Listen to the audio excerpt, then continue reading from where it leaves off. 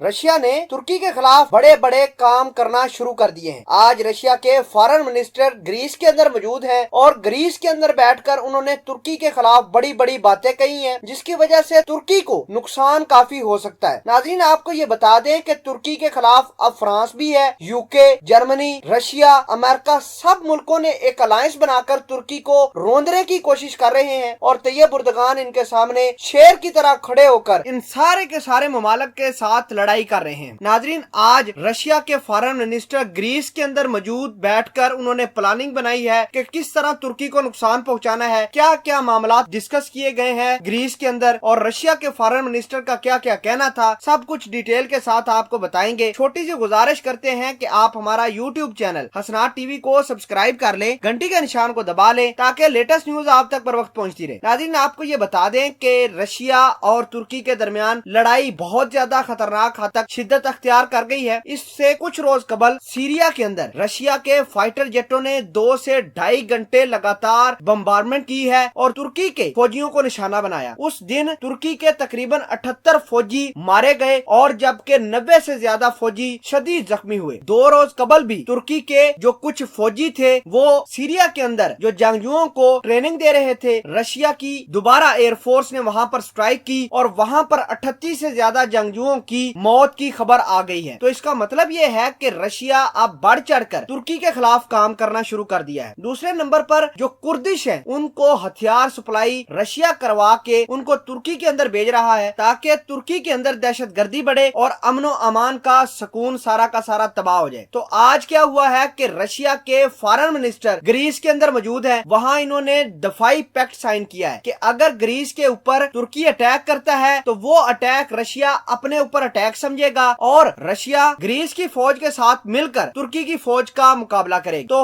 हालात कुछ ऐसे हैं कि रशिया ने अपने मिग 29 और SU फाइटर जेट की एक सीरीज ग्रीस के हवाले कर सकता है। इस दफाई पैक्ट के अंदर यह भी साइन किया गया है कि रशिया हर मौके पर तुर्की के खिलाफ खड़ा होगा और ग्रीस को सपोर्ट करेगा। इसके अलावा जो तुर्की ने एक्शन लिया है वो भी हैरान कुन है। तैयब उर्दगान साहब अपनी पार्लियामेंट से इजाजत लेकर आ गए हैं कि अब रशिया की फौज को सीरिया के अंदर मारने के लिए ऑपरेशन की तैयारियां की जा रही हैं। तो जाहिर सी बात है कि तुर्की ने भी कोई ना कोई रिटेलिएट तो करना है, क्योंकि तुर्की को फौजी लिहाज से काफी नुकसान हुआ है। सीरिया के अंदर खाली इदलिब में रोजाना की बुनियाद पर 15 से 20-30 फौजी तुर्की के शहीद हो रहे हैं, जिससे तुर्की की आवाम के अंदर बड़े एक गमो गुस्सा है और ये चाहते हैं कि अब दोबारा 2015 की तरह तुर्की सीरिया के ऊपर अटैक करे, कुर्दों को भी मारे, बशार अल असद की गवर्नमेंट को भी तबाह करे और रशिया जो आजकल तुर्की को आंखें दिखा रहा है वो भी सारा का सारा तबाह बर्बाद हो जाए। तो नाजरीन, मामलात कुछ ऐसे हैं कि रशिया आइंदा के बाद किसी किस्म का कोई दफाई सौदा या हथियार तुर्की को सप्लाई नहीं करेगा। हाँ, ऐसा हो सकता है कि तैयब उर्दगान अब S-400 मिसाइल सिस्टम को मजीद मॉडिफाई करके इसको लीथर बनाकर रशिया के खिलाफ भी इस्तेमाल कर सकता है।